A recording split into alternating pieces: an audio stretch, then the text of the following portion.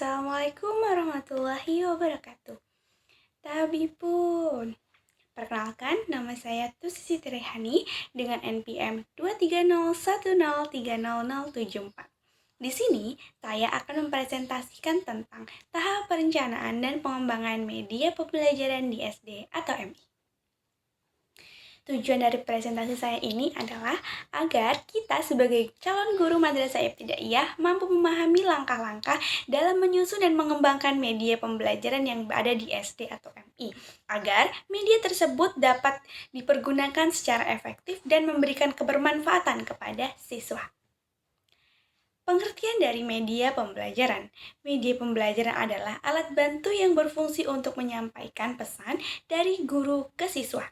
Dapat berupa gambar, video, alat peraga, bahkan aplikasi digital loh.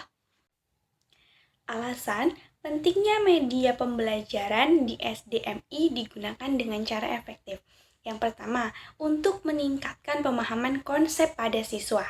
Yang kedua, membuat pembelajaran lebih menyenangkan. Yang ketiga, mengaktifkan berbagai gaya belajar, seperti gaya audio, visual, dan audiovisual.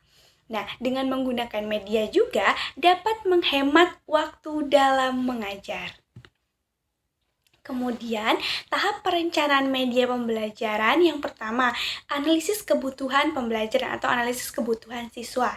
Yang kedua, pemilihan materi yang sesuai dengan kurikulum. Yang ketiga, menentukan jenis media yang cocok, seperti media apa sih yang cocok untuk siswa yang audio, kemudian media apa sih yang cocok untuk siswa yang dengan gaya belajar visual, dan sebagainya. Kemudian, guru perlu menyiapkan alat dan bahan. Kemudian, setelah tahap perencanaan selesai, selanjutnya adalah tahap pengembangan media. Nah, tahap pengembangan media ini yang pertama adalah membuat desain awal. Jadi, kita membuat desain awal dari media pembelajaran tersebut. Kemudian kita memproduksi media pembelajaran tersebut. Kemudian kita uji coba nih kepada siswa. Apakah media tersebut cocok dan efektif digunakan dalam pembelajaran tersebut. Nah, jika efektif, maka akan kita lakukan seterusnya. Nah, kemudian yang terakhir adalah revisi berdasarkan hasil evaluasi. Nah, dievaluasi nih, apakah media pembelajaran tersebut efektif digunakan kepada siswa atau belum.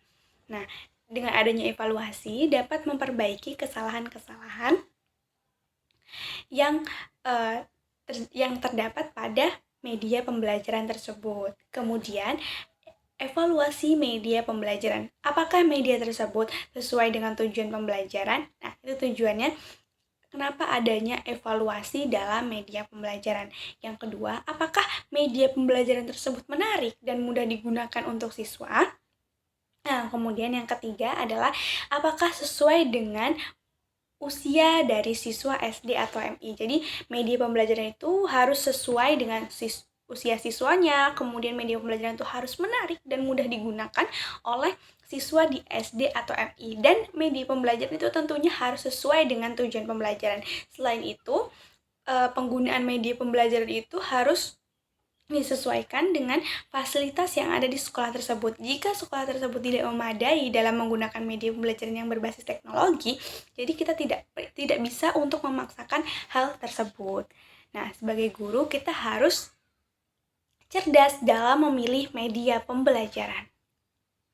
Nah, contoh media pembelajaran di SD atau MI itu apa aja sih? Yang pertama nih, ada video animasi untuk misal kita menggunakan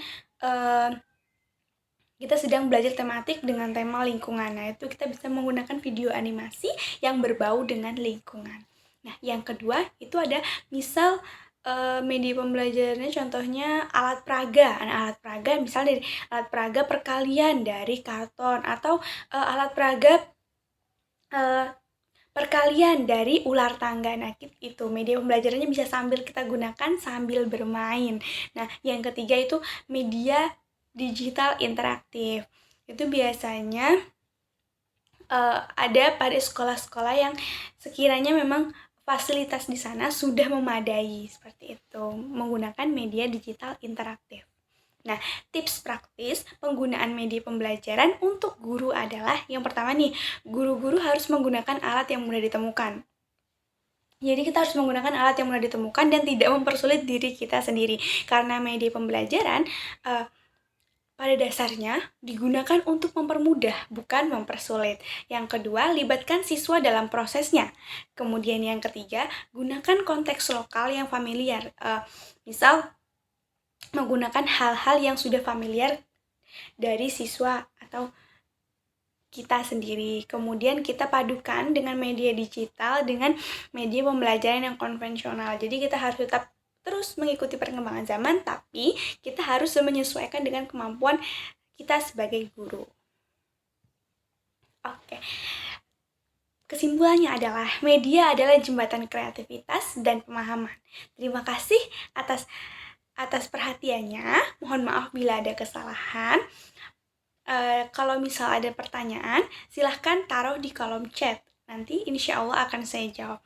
Terima kasih semuanya. Saya akhiri wabillahi taufiq wal hidayah. Wassalamualaikum warahmatullahi wabarakatuh.